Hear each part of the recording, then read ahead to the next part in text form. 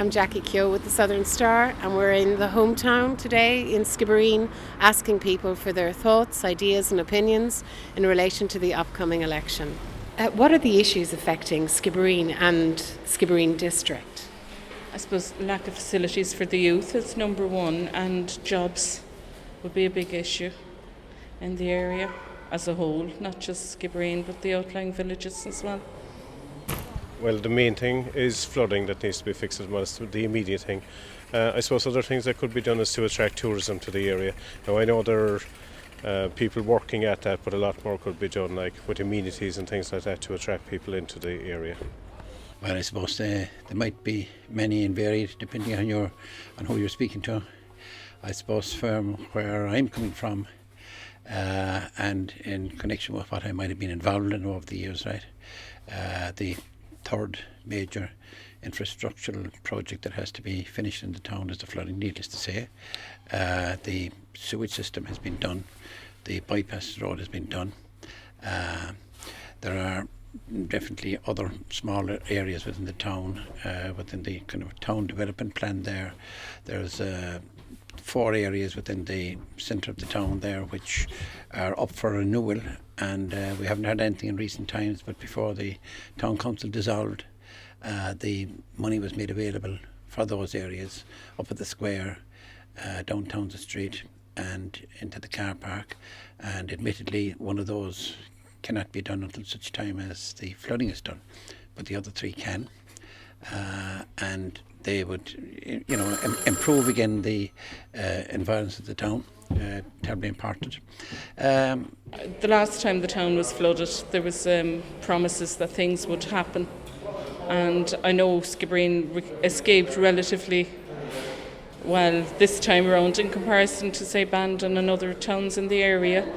But I mean, still, as far as I know, the plan that was in place is now kind of gone on the back burner again, and it just seems to be, a government is in power for 5 years.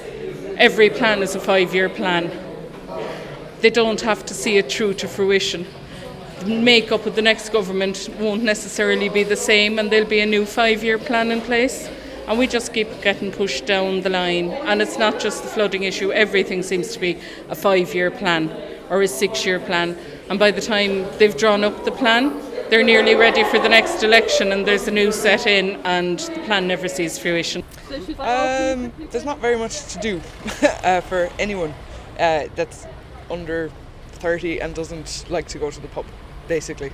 There's a lot of issues with providing things for anyone under 18 for after school activities, keep them off the streets causing trouble, things like that. And even for people over 18 that don't really like the whole pub scene, there's absolutely nothing here. There's no cinema, there's no swimming pool, there's no anything. The only thing that's here is the sports centre. Other than that, there's nothing for anyone to do, And then we all get, speaking from when I was younger, we used to spin around in the cars, and then you'd get in trouble for that.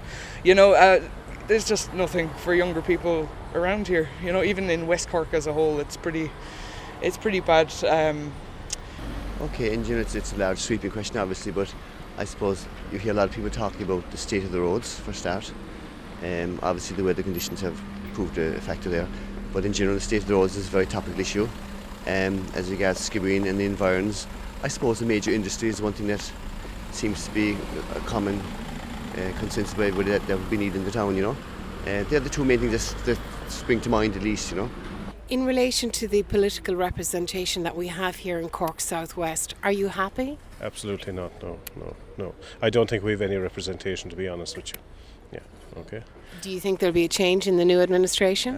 Well, I don't know who's running, what candidates are running at the moment, so I need to know first before I can make a decision, and it'll be based on that. And if you could put something top of the agenda, what would it be? As regards political agenda, I suppose our healthcare system is the number 1 priority, so we need to address that and get that sorted first and foremost, I think. And speaking of a new set, do you think the same politicians will be returned, or are you leaning in any particular direction yourself? I think for the most part we'll see a similar makeup, but I think it won't just be 2 parties this time. I think there'll be more.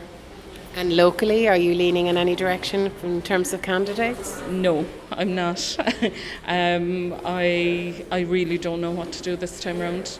I can't see what we have doing making any great shakes for the area, but I don't see anything else out there that's going to benefit either here locally or nationally, to be honest. And if you could speak directly, or when you will be speaking directly to the politicians on the doorstep, what will you be saying to them? Well, I was saying, apart from the promises that you're making now, when you look at things internationally, which is where the big hit comes from, you look at what's happening with the oil at the moment, the crisis in China, what's happening in the Middle East. I mean, it's fine to make promises for the election, but like 2 years down the road, 6 months down the road, are you going to be turning around and telling us, well, now that this has happened internationally, we're no longer able to carry out our promises? Because that's what happens. And in relation to that, is there anything on a political level that you think could be done, like with any of the sitting candidates now in the general election? I actually don't know that much about politics, being perfectly honest about it. It was never anything that really was hit home with me as a teenager, and from there on I never really took much interest in it, just for the simple fact that it doesn't seem like anything we say is being taken on board anyway. I do vote, but it's just not something that would have been drilled home to us in school even, that it would have been that important to do. But even from a voter, it doesn't seem to make that much of a difference. So when the politicians come to your doorstep, what will you be saying to them? I don't know what to say. I mean, you still have the thing where they'll promise you the world and they don't really give you half of what they promise. So I have very little trust for politicians in general. Do you think the political will is there to do that? I suppose I would hope so, but I presume everything comes down to finance in the end of the day. I think that's the big overriding factor is the finance. If the finance is there and it wasn't done, you'd be seriously consider questioning the political will at that stage. But I suppose finance really is a big issue, I would think, but it has to be done. Well, I suppose really, since we lost the town council, things mightn't be as seem as pertinent as when the council was there. But no matter what people say, whatever the very question that you're asking me, what things need to be done, well, there are people around the town that would always bring such requirements to the notice of town councillors, and then things would move on from there. But alas, now we don't have any town council, and that is a regrettable loss to the democratic process in any rural town. And in relation to the candidates who are sitting, or standing rather, in Cork Southwest, how do you see it panning out in the next election? To tell the God's honest truth, as an ordinary citizen, right, I'm not going to make any comment.